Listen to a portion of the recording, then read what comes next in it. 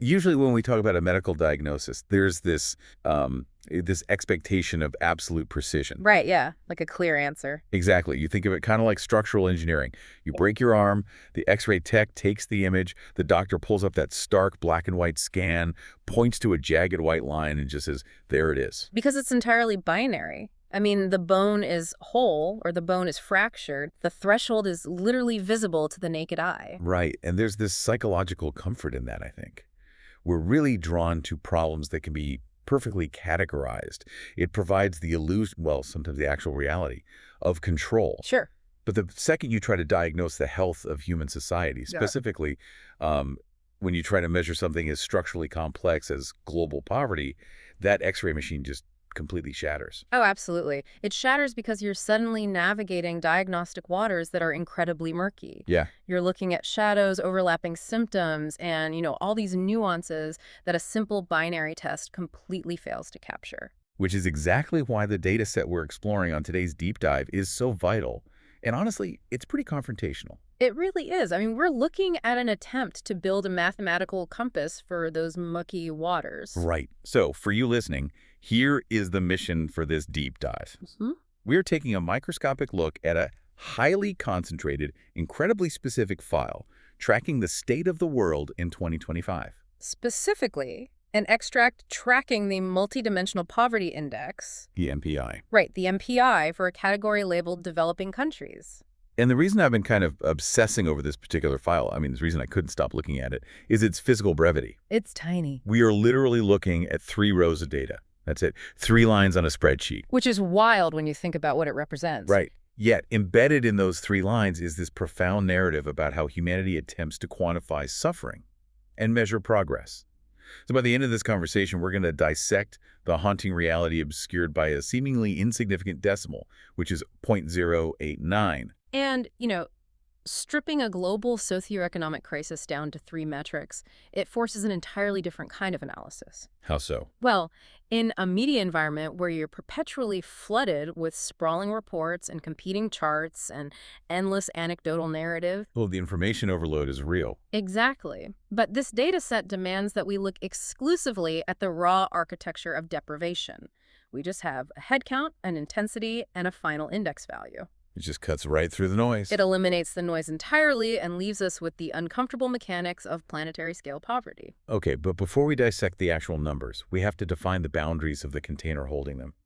If we just start throwing percentages around without establishing the context, the data just kind of floats in a void. Right, you need the parameters. So, looking at the very beginning of this file, the data is tagged with a specific ISO code. It's ZZLDC. ZZLDC, right. And that code corresponds to the aggregate category of developing countries. And the index applied to this category is the MPI, the Multidimensional Poverty Index. Which is such a crucial distinction. I want to look really closely at that word, multidimensional.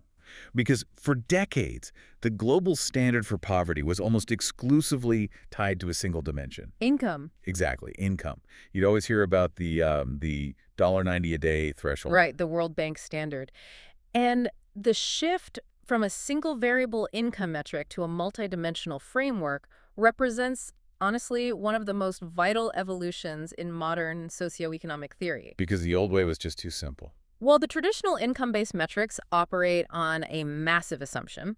They assume that money is a perfect universal proxy for human well-being. Ah, I see. The logic basically dictates that if a family crosses a specific daily financial threshold, they'll naturally secure adequate nutrition, housing, education, and healthcare. But logically, I mean, that assumes the infrastructure for those things actually exists around them to be purchased. Precisely. That is the exact flaw. And the word multidimensional in our source material is an explicit rejection of that assumption. It's saying poverty isn't just an empty wallet.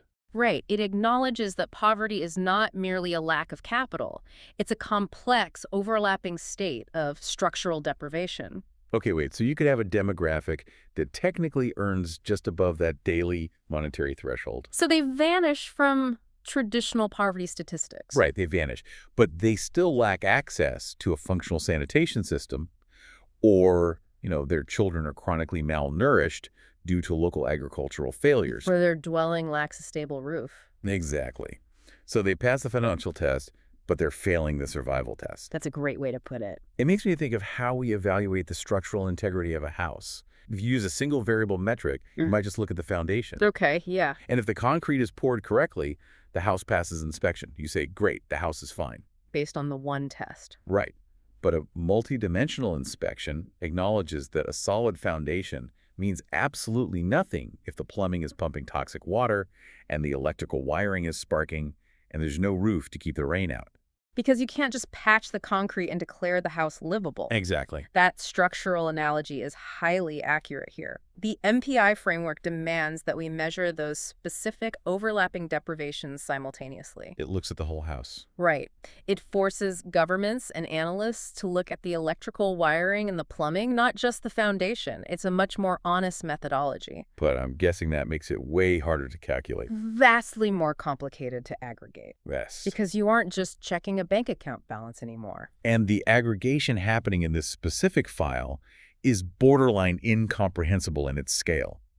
That ZZLDC tagged developing countries, rolling all that data into a single row. We're talking about billions of human beings. The mathematical compression is staggering. When you assign all developing countries into one row of data, you're looking at a planetary macro aggregate. You're squishing half the globe into one spreadsheet cell. Essentially, yeah. You're mathematically fusing the experiences of people living in hyper-dense megacities in Southeast Asia with the experiences of isolated agrarian communities in sub-Saharan Africa. It's just mashing them together. Right. You're combining vastly different political regimes, climate zones, historical contexts, and economic models into a single statistical bucket. It's like the ultimate satellite view. We are quite literally looking at the Earth from orbit. We are. But to understand the topography from that altitude, we have to look at the first crucial indicator provided in the data. We need to establish the perimeter of the crisis. Right, you have to know the sheer volume of the demographic you're analyzing. And the data gives us that perimeter immediately. Under the category labeled population and the multidimensional poverty, the indicator for the headcount gives us a precise value for 2025. Which is 18.3%. 18.3%. Out of the billions of people living in the aggregate zone of the developing world, 18.3% fall inside the boundary line of this index. To contextualize that, 18.3% translates to nearly 1 in every 5 human beings within this massive aggregate geography. 1 in 5. That's a massive perimeter. Almost 20% of the population. But we have to rigorously define what a head count actually is mathematically. Okay, break that down for us. A head count is entirely binary. It's a strict threshold metric. The formula analyzes a household's deprivations across all those dimensions we talked about, weights them, and if the total crosses a specific line... Like triggering an alarm. Exactly like triggering an alarm. If it crosses the line, the household is flagged as population in MP. You are either entirely inside the perimeter or you are entirely outside of it. Okay, but if I'm looking at this logically, that binary nature has a massive analytical blind spot. Oh, a huge one. Because if I'm in that 18.3% and another person in a completely different country is also in that 18.3%, the headcount implies our situations are statistically identical. Right, because you both triggered the same yes value in the algorithm. Exactly.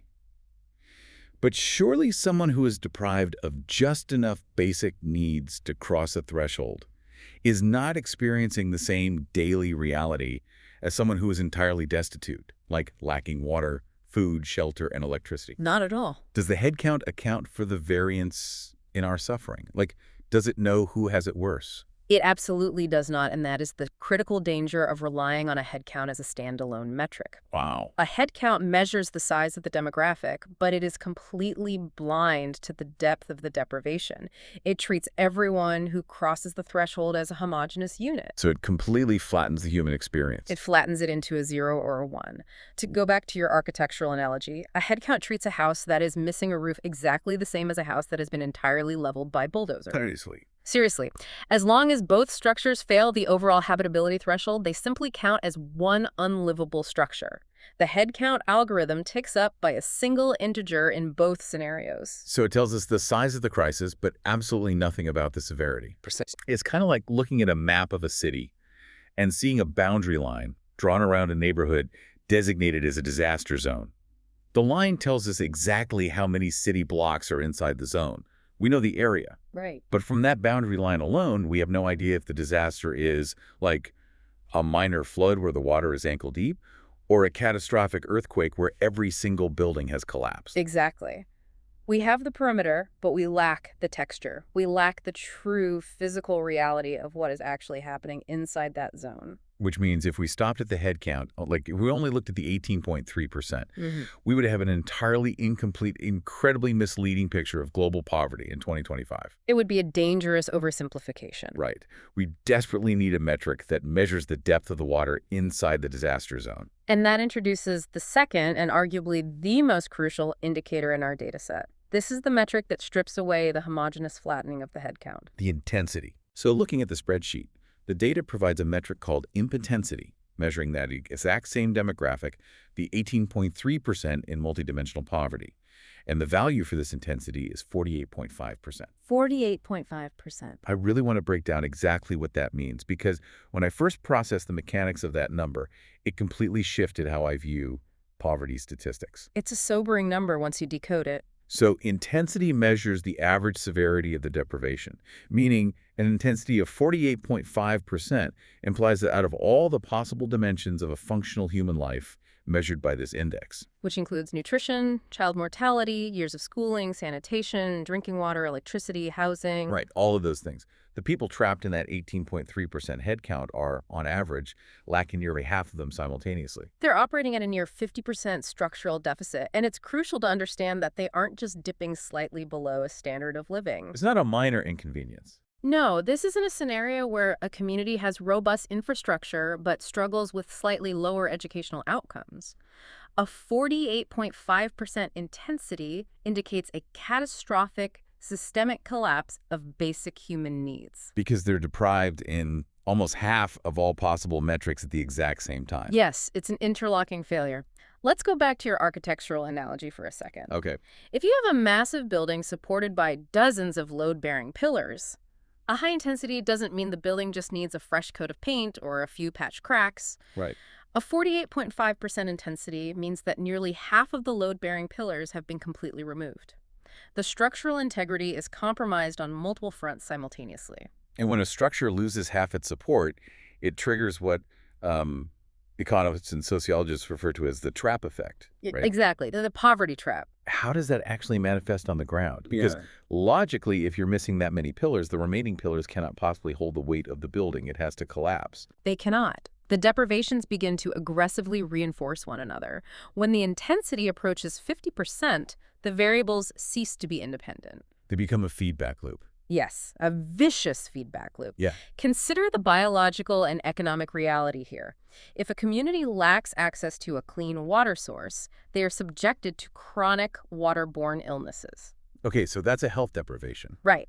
And because they're chronically ill, the physical stamina required to perform agricultural labor or travel to a job plummets. Which results in an income and living standard deprivation. Exactly. And because the adults can't work effectively, they can't afford the school fees or the transit for their children. So now you have an educational deprivation layered on top of it. Right. And because the children are kept out of school to help scavenge for resources or care for sick relatives, they lose the literacy and skills required to eventually break out of that agrarian poverty cycle. Ensuring that the next generation will also lack the capital to build a clean water infrastructure.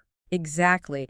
The intensity metric proves that the deprivations are woven together like a steel net. It's like a spider web of overlapping issues.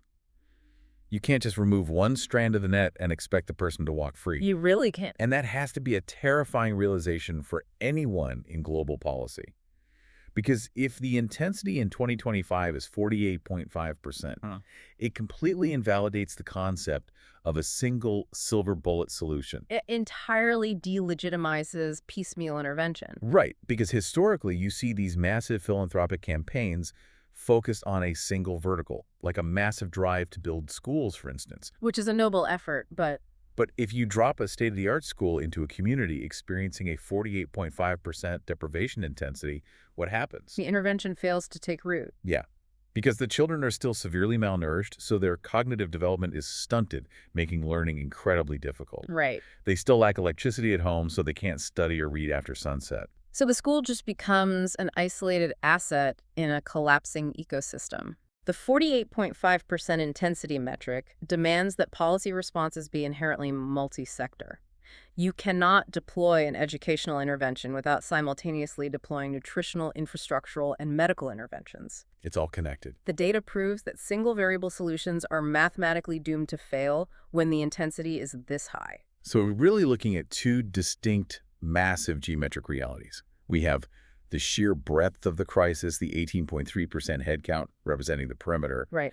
And we have the sheer depth of the crisis, the 48.5% intensity, proving that the structural deficit is near total. Breadth and depth, the two axes of the problem. But the index doesn't present them as two isolated facts in a vacuum, does it? It synthesizes them. It does. It forces them together into a final score, which brings us to the top row of the data set, the actual multidimensional poverty index value, the overarching MPI for 2025. This is where the structural architecture of the data really reveals its core philosophy. And it reveals it through incredibly basic math, which I find fascinating. The MPI value is given to us in two formats. First, there's an actual value column that provides the number to an absurd level of precision. It's 0.088695504934000038. 16 decimal places. Yeah. And then it is truncated into a public-facing value of 0.089. Now, the data set explicitly defines the scale of this index as existing between 0 and 1. 0 represents a total absence of multidimensional poverty, and 1 represents absolute universal poverty across all dimensions for the entire population. The scale is absolute. So if you look at how that 0.089 is actually generated, it's not some complex algorithm hidden in a black box. It's direct multiplication. Simply multiplying the components. Right. If you take the headcount of 18.3% expressed as the decimal 0.183, and you multiply it by the intensity of 48.5%, the decimal 0.485, you get exactly 0.088755. Which rounds to our index value. Yes. The final MPI value is quite literally the footprint multiplied by the depth. And by mathematically fusing the headcount and the intensity, economists have created a metric that cannot be easily manipulated by superficial progress. Okay, say more about that. How does it stop manipulation? Think about the incentive structure this creates for a government. If a government is judged strictly by a headcount metric, what's their most efficient political strategy? I guess to target the people who are hovering right on the edge of the poverty line. Exactly. Because it requires the least amount of resources to push them over the line. You've got it. If someone is missing just 2 dimensions, a minor intervention pushes them out of the headcount. The government claims a statistical victory. Look at our dropping poverty rates. Right. While completely ignoring the people who are suffering from a 70% or 80% deprivation intensity, because helping them is way too expensive and won't change the binary headcount anyway. So a headcount alone basically incentivizes governments to ignore the hardest cases, the poorest of the poor. It absolutely does. But by multiplying headcount by intensity to create the final MPI score, that loophole is closed. Also. Under this formula, if a government successfully reduces the intensity of poverty for the most desperately deprived citizens, say, bringing them from an 80% deficit down to a 40% deficit, the overall MPI score improves significantly. Even if the absolute headcount doesn't drop by a single person. Exactly. It politically rewards the reduction of severe suffering. That's brilliant from an engineering standpoint. Yeah. It creates a mathematical mandate to help the people at the very bottom. It's a very elegant solution. It is, but Yeah. I have to push back on the optics of the final number. The optics. Yeah, look at that truncated value again, 0.089. We're on a scale of 0 to 1. To a layman or, a busy politician looking for a quick talking point, 0.089 looks spectacularly low. It reads as an overwhelming success. It really does. Mm-hmm. If you don't understand the multiplication happening beneath the surface, 0.089 sounds like a minor statistical anomaly. It sounds like a rounding error. Right, it looks like you're practically at 0. And that is incredibly dangerous, isn't it? It acts as a political shield. That is the illusion of the low decimal. Yes. A politician can stand at a podium and say, look at the developing world in 2025.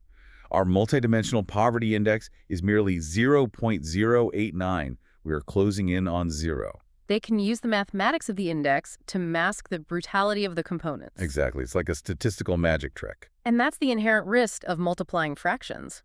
When you multiply 0.18 by 0.48, the resulting product is mathematically guaranteed to be a smaller decimal than either of the original components. Right. That's just basic math. The math is flawless, but human psychology misinterprets it.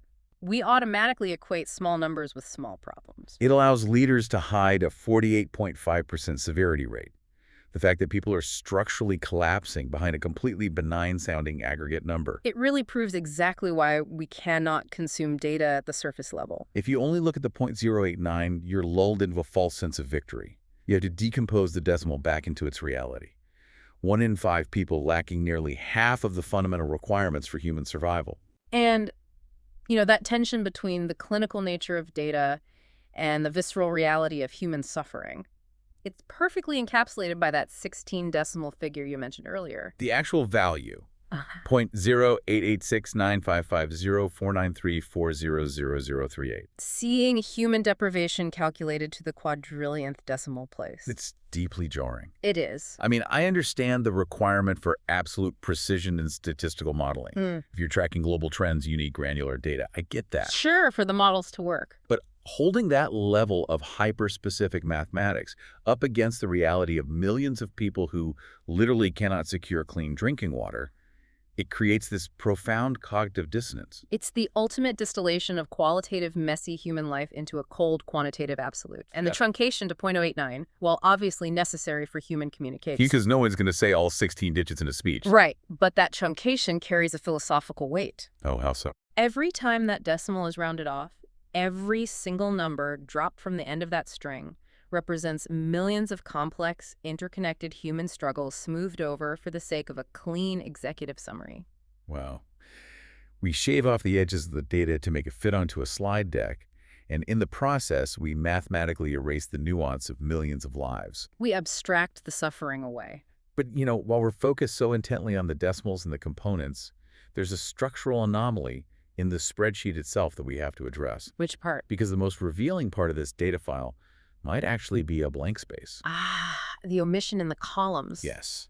For you listening, if you look at the architecture of the file, right between the index designation and the indicator codes, there's a column header explicitly labeled dimension. Right. But for all 3 rows, the head count, the intensity, and the final value, that dimension column is entirely empty. There is no text. It's a null value. Which strikes a lot of people as a paradox when reviewing a multidimensional poverty index. Exactly. The entire premise of the index is that it measures multiple dimensions: health, education, living standards. So why would a data set fundamentally built on the concept of dimensions leave the dimension column completely blank? It goes directly back to the ZZLDC code we discussed at the very beginning. The geographic container. Right, because this specific data extract is measuring the absolute macro aggregate of all developing countries. It's operating at an altitude where individual dimensions cease to be distinct. Because it's averaging the entire planet. Precisely. If you were looking at a localized data set, say a single rural province in a specific country, the data would populate that dimension column. It would tell you exactly what's wrong. It would. It would show you that in this specific village, the primary driver of poverty is a lack of sanitation. Or in another district, the primary driver is a lack of child school attendance. You can identify the specific vertical failing the population. But when you aggregate billions of people across multiple continents into a single row of data, you can't isolate a single symptom. You really can't. The lack of electricity in one hemisphere merges with the lack of nutrition in another. The individual dimensions lose their boundary. You just bleed into one another. Right, until they form a single homogeneous mass of deprivation. The blank space is an acknowledgement that at a planetary scale, poverty is an all-encompassing system, not a specific, isolated failure. And honestly, I think that blank space forces a necessary shift in how we analyze the crisis. In what way? Think about how the average person, or even a localized charity, interacts with the concept of global poverty. It's almost always dimension-specific. Driven by a specific, tangible cause, right?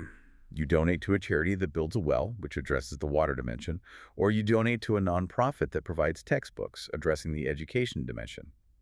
We are trained to look for a specific symptom and apply a specific bandage. It's very tactile, very actionable. But the blank dimension column in this data set rejects that approach. It refuses to give you a single target. It denies the observer the comfort of a simple logistical enemy. You can't just argue about the logistics of pouring concrete for a well anymore. It forces you to stop looking at the symptoms and start looking at the mathematical geometry of the failure. The structure itself. Yeah. It demands that you confront the relationship between the 18.3% scale and the 48.5% severity. It says, do not look for a specific sector to blame. Look at the fact that the entire structural architecture of these societies is collapsing simultaneously for one-fifth of the population. It is a profound silence in the dataset. It elevates the conversation from logistical charity to systemic structural reform. Which means we've taken three incredibly short rows of data. I mean, literally a tiny extract on a spreadsheet, and mapped out an entire philosophy of global intervention. It's incredible how much density is in there. Let's trace the logical path we just walked for the listener, because we unpacked an immense amount of conceptual density today. We moved from the macro container down to the philosophy of the formula itself. We started with the container, ZZLDC, the aggregated developing world in 2025. A massive, dizzying amalgamation of human diversity reduced to a single code. Right. We opened that container and found our perimeter, the head count, 18.3%. Nearly 1 in 5 people crossing the binary threshold into multidimensional poverty. But we recognize the inherent danger of stopping at the perimeter. We recognize that the headcount flattens the reality of the suffering. So look deeper, arriving at the intensity, the 48.5%. The realization that the people inside that perimeter aren't just slipping below a line, they are experiencing a compounding, interlocking collapse of nearly half of all basic human needs. The load-bearing pillars are gone, and the trap effect is actively destroying their mobility. And finally, we explored how the mathematics synthesize those two realities. The multiplication. The head count times the intensity, resulting in the 0.089 MPI value. We exposed how that low decimal, while mathematically vital for incentivizing deep interventions, acts as a dangerous political shield that masks the terrifying reality of the 48.5% intensity. The illusion of prosperity. And we realized that the blank dimension column is actually forcing us to look at this crisis not as a series of isolated problems, but as a massive structural failure. That is the complete architecture of the dataset. But identifying the architecture is really only the first step. The true utility of understanding data at this granular level is applying it to the reality of governance and resource allocation. Which brings us to the actual physical implications of these numbers. If we project this understanding onto the global stage in 2025, it forces a deeply uncomfortable policy dilemma. Okay, lay it out for us. I want you to step into a hypothetical scenario. Imagine you have been appointed to direct a massive multinational development fund. Okay. You control the budget, you dictate the strategy, and you are staring at the exact data we just analyzed. You have two distinct mathematical targets you can optimize for. Breadth or depth? Exactly. Strategy 1. You optimize for the 18.3% headcount. You deploy your resources exclusively to the people who are hovering just a few fractions of a point below the multidimensional poverty line. The people who are only missing 1 or 2 dimensions. Right. Because their deficit is low, it is incredibly cheap and fast to push them over the line. So you give them a targeted subsidy, they cross the threshold, and your statistics immediately improve. The headcount drops from 18.3% to 17%. You get the quick statistical win, the global headlines praise your efficiency, and your fund is declared a historic success. But you achieve that by entirely ignoring the people at the bottom. The people trapped in the 48.5% intensity. Exactly. Which leads to strategy 2. You optimize for the intensity. You look at the people whose structural deficit is so profound that they are missing 70% or 80% of their fundamental needs. The hardest cases. Helping them requires a massive, coordinated, multi-sector intervention. You have to build the roads, the water treatment facilities, the schools, and the clinics all at once to break the trap effect. Which is exorbitantly expensive, and it takes decades. Decades. And here is the brutal political reality. Even if you vastly improve their lives, even if you cut their deprivation in half, they might still remain just below the overall multidimensional threshold. Which means your 18.3% headcount does not drop by a single digit. It doesn't move. You spend your entire budget, you profoundly change millions of lives, and your top-line public statistic doesn't change. You are politically punished for undertaking the hardest work. That is the ultimate paradox of metric-driven governance, isn't it? The mathematical incentive of the MPI formula rewards deep intervention, but the political optics of the headcount reward superficial intervention. It's a massive governance premium, and that is the question that this data set ultimately leaves us with. It forces us to define what we actually value as a global society. When you look at the state of the world, which metric defines true progress? Do we optimize for the sheer breadth of the statistics, securing the easy victories to make the charts look better? Or do we optimize for the depth of humanity? Right, dedicating our resources to the darkest, most complex corners of the crisis, even if the progress is entirely invisible on the top-line report. The data provides the map, but it cannot make the moral choice for us. That is a profound dilemma to carry forward. We went from 3 tiny rows on a spreadsheet to questioning the fundamental moral geometry of global policy. It's a lot to process. It really is. Thank you for taking this incredibly dense, complex journey with us today into the architecture of the 2025 data. For you listening, our goal is always to equip you to look past the surface of the headlines. The next time a politician or a report throws an aggregate decimal at you, remember the 48.5% intensity hiding beneath the surface. Remember the missing pillars. Remember the missing pillars. Question the structure of the math and look for the human reality buried in the decimals. We will see you on the next deep dive.